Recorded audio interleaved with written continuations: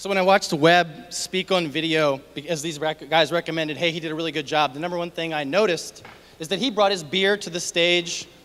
It's 3 years later. I noticed that that is also, some things have changed. So, you know, the last time I gave a talk in this building, it was to defend my PhD thesis on biologically inspired circuitry for visual pattern recognition, which I realize is going to sound like serious discord when I start this talk.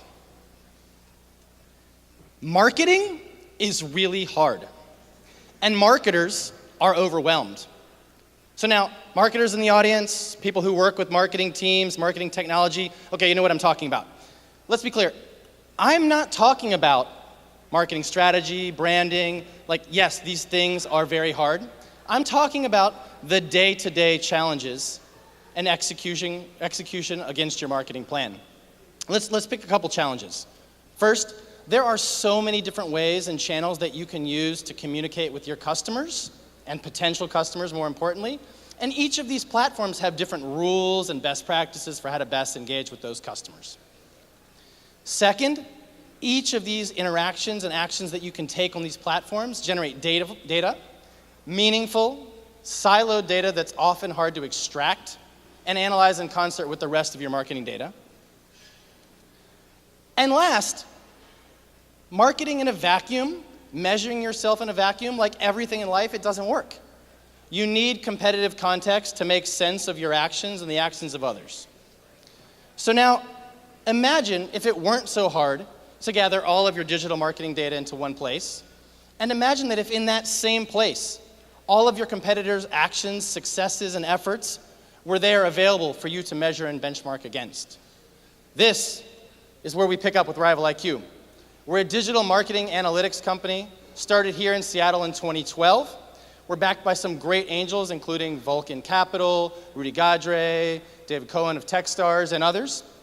And the goal at RivalIQ is to help marketers answer two simple questions on an ongoing basis. One, how am I doing? And two, how can I have opportunities to act and improve that move my marketing? And with each of our customers, we start the process in a very simple way. We ask two questions. First, we ask, who are you? I'm the Seahawks. Great, easy one. Second question, who are your competitors? A bunch of guys that we're not going to talk about right now. But regardless, with answers to those simple questions, our software gets to work pulling all of the relevant web data, social media handles, social media posts, SEO keywords, paid search data, I could go on, and it brings it all together into a format that actually lets marketers understand how am I doing and where are there opportunities to improve.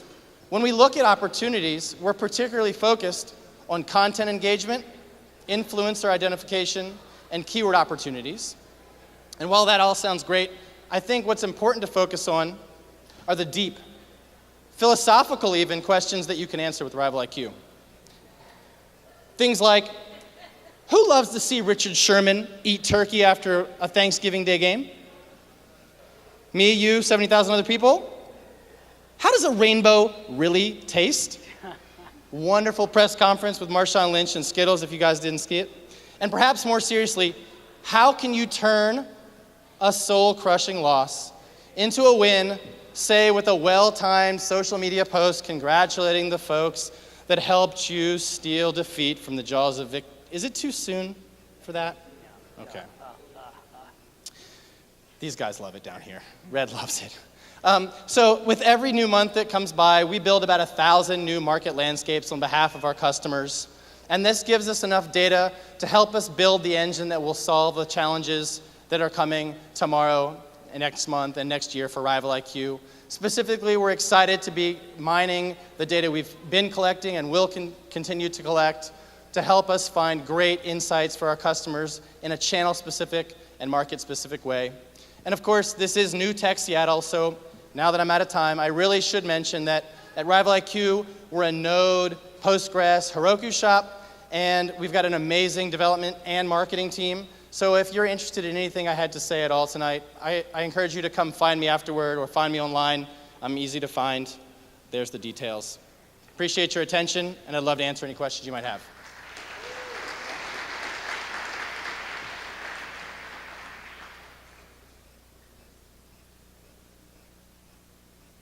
Bueller.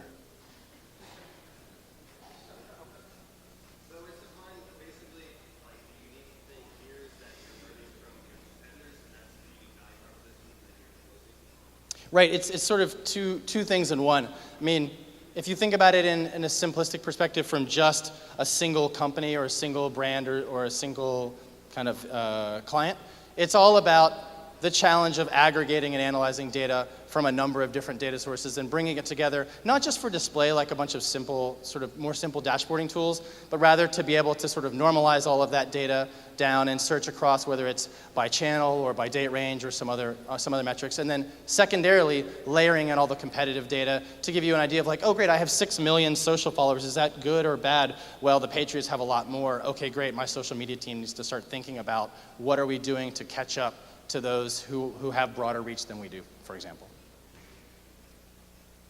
So do you primarily use existing data that your clients have, or do you primarily recommend new sources?